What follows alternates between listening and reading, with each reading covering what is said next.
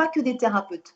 Donc, il y a aussi une forme de théâtre expérimental où à la fois nous pouvons apporter des correctifs nécessaires, mais aussi c'est un pas vers la réalité avant de terminer une thérapie.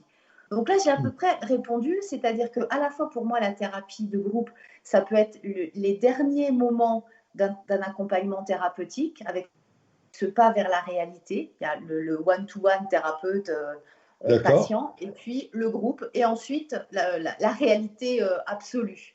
Donc c'est souvent un passage, mais je n'ose pas. Je le propose généralement pas immédiatement parce que l'alliance thérapeutique est indispensable au travail thérapeutique. Et en groupe, c'est plus difficile à mettre en place. C'est mieux le face-à-face. Et que le travail aussi a été suffisamment avancé pour le patient afin de ne pas faire supporter aussi au groupe des comportements trop dysfonctionnants. Voilà, si le groupe va aussi recevoir les problématiques de tout le monde, donc on ne va pas non plus alourdir un groupe avec des problèmes trop forts. Je me souviens, j'avais suivi aussi une thérapie de groupe et individuelle, et souvent les mêmes gens venaient semaine après semaine avec les mêmes problèmes. Je me souviens de ça, oui.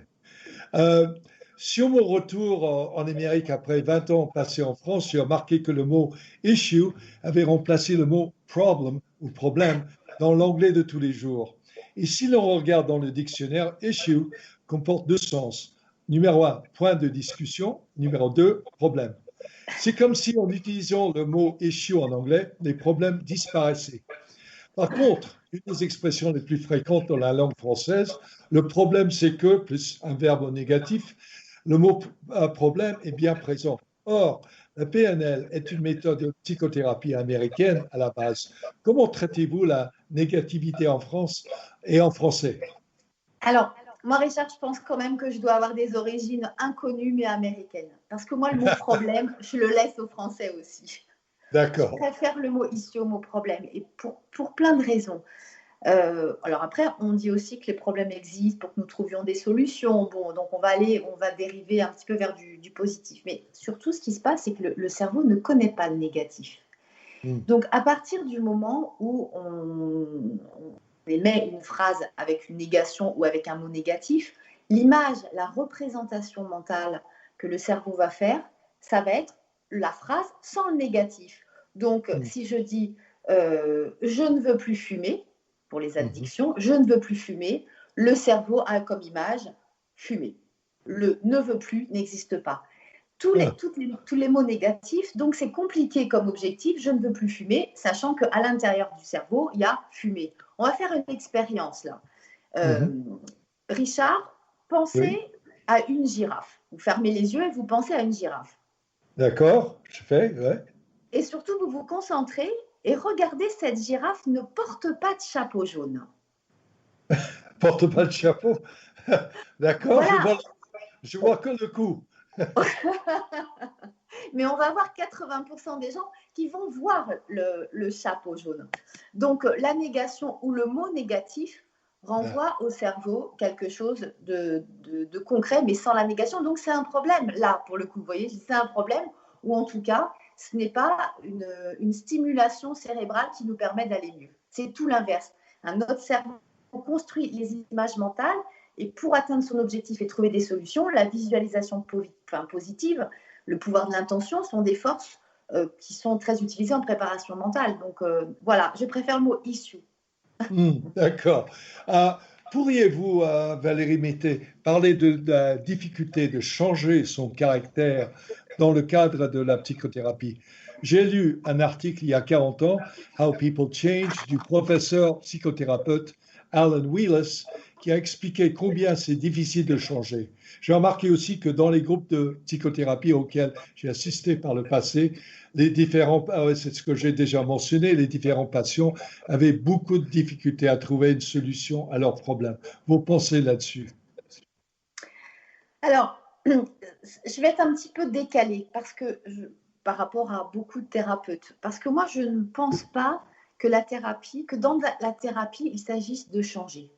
Je pourrais dire qu'on ne change pas. On ne peut pas changer. Je n'y crois pas.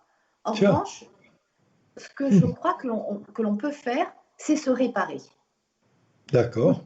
On peut se réparer et ensuite se déprogrammer. Je vais essayer être clair parce que ce n'est pas forcément simple.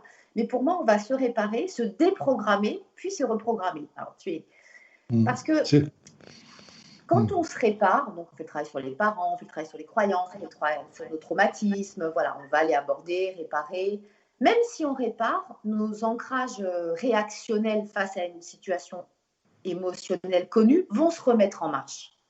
Donc, même réparer, on va reproduire des comportements qu'on est habitué à faire depuis des années, même si on n'a plus de problème a priori avec nos parents. Donc, ça ne sera pas terminé. Donc, non seulement on n'a pas changé, et nos réactions ne sont pas déprogrammées.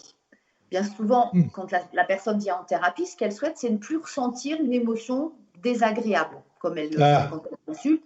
Elle vient en disant, voilà, moi je ressens ça, c'est désagréable, je ne veux plus ressentir ça. Donc le thérapeute va s'efforcer de travailler sur le pourquoi elle ressent et comment changer son point de vue. Moi, je ne vais pas faire ça. En fait, de mon côté, je vais demander au patient d'accepter ce qu'il ressent, de l'accepter et de le reconnaître comme utile. Certes, c'est une émotion qui est désagréable ou un contexte désagréable, mais ça remplit une fonction. Tout ce que l'on est et tout ce que l'on ressent, même désagréable, remplit une fonction. Ensuite, de l'observer, de l'apprivoiser, d'identifier ce qu'elle nous apporte. Et donc, il ne s'agit pas de changer, mais de se comprendre et de s'accepter pour mieux s'accompagner, finalement, et dépasser son... Voilà. Oui, c'est pas mal, parce que c'est un changement de vocabulaire, mais en même temps, l'idée de réparation est bien claire, là. J'aime bien. Et puis, pour terminer, Richard, le problème aussi derrière, c'est que pour ceux qui viennent en thérapie pour changer, souvent, ils s'attribuent ensuite le pouvoir où ils n'ont qu'une envie, c'est de faire changer les autres après. Et cela génère ensuite des relations où le rapport de force est le carburant relationnel. D'accord. Donc, on ne change pas, on se répare et ensuite nous pouvons commencer la reprogrammation et avoir des comportements qui sont en congruence avec qui on est, c'est-à-dire un être réparé. Voilà, pour terminer. D'accord. Et dans une de mes pièces, Venom, ou Venin, qui a également été bien traduite en français, je satire un psychothérapeute voyou qui exploite ses passions à des fins financières et sadiques. La pièce porte sur la façon dont le patient victime se venge du psychothérapeute voyou. Est-ce que vous avez remarqué que les patients ont tendance à blâmer la psychothérapeute pour leurs soucis ou issues, ou est-ce qu'ils acceptent qu'ils aient beaucoup de travail à faire sur eux-mêmes et voient le psychothérapeute ou la psychothérapeute comme assistante? En fait, bon, c'est vraiment une très bonne question parce que la relation thérapeutique comporte énormément d'enjeux. Il y a énormément d'enjeux, beaucoup d'affects, beaucoup de choses qui se rejouent parce que le thérapeute représente symboliquement à un moment donné la figure d'autorité. Donc, ce que l'on n'a pas réussi à dire à son père ou à sa mère, on va vouloir le dire au thérapeute symboliquement sans en avoir conscience. Mais c'est souvent un merveilleux métier où la reconnaissance est gratifiante. Mais le thérapeute ne doit jamais oublier que celui qui fait le travail, c'est le patient. Alors là, je le vois dans le côté positif, mais les thérapeutes peuvent aussi sombrer dans voilà, c'est magnifique, tous ces gens que j'aide, tous ces gens que je sauve. Non, c'est le patient qui fait le travail. Et de la même manière, parfois le patient a besoin d'un responsable, voire d'un coupable à son mal-être. Et c'est au thérapeute de l'aider à dépasser cela, tout en ne niant pas sa responsabilité. Un patient en colère, il y a toujours une responsabilité du thérapeute. Et ensuite, il y a un enjeu qui doit s'accompagner pour que le patient dépasse l'accusation, parce que c'est jamais dans l'accusation qu'on grandit.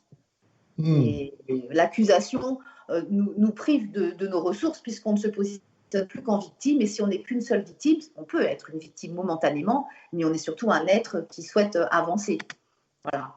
Bon, après, par rapport aux thérapeutes, et là, quand je voyais, j'entendais, oui, les thérapeutes voyous, je pense en revanche que quand on va voir un thérapeute, c'est quand même bien de s'assurer qu'il fait partie d'une fédération professionnelle, qu'il est certifié, qu'il a un lieu de supervision, enfin, quand même, d'avoir des informations sur le thérapeute auprès duquel on va se faire accompagner. Hein. D'accord, mais on n'a que 2 minutes qui nous restent, malheureusement. Et j'ai remarqué que que beaucoup de femmes sont psychothérapeutes. Ai-je raison? Et y a-t-il plus d'hommes ou de femmes qui vont chez des psychothérapeutes par rapport à d'autres personnes médicales? Alors, j'espère très vite. Alors, bon, dans les annuaires professionnels, on trouve plus de femmes que d'hommes, sauf chez les psychiatres. Il y a plus d'hommes psychiatres que de femmes. Maintenant, ça fait 20 ans que j'exerce. Moi, j'ai vu une évolution de la population qui venait. Au départ, il y a 20 ans, on avait plutôt les femmes et les enfants. Depuis 10 ans, il y a quasiment autant d'hommes que de femmes. En tout cas, moi, je consulte et j'ai autant d'hommes que de femmes en consultation. Et depuis 5 ans, on a nos nouveaux patients pour lesquels j'ai beaucoup d'affection. Ce sont nos retraités.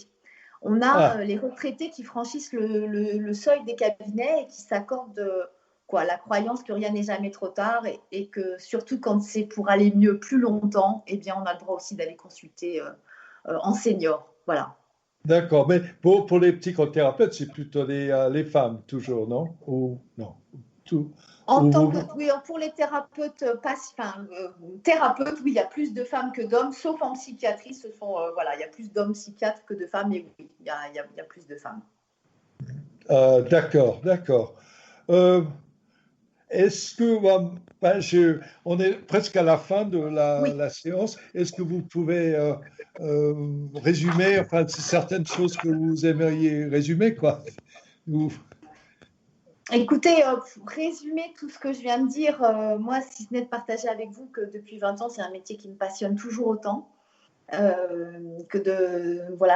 une contribution qui ne cesse de me nourrir, de m'enrichir et de m'apporter. De pouvoir, souvent, on va me dire, mais c'est un travail qui est difficile, tu écoutes toute la misère du monde.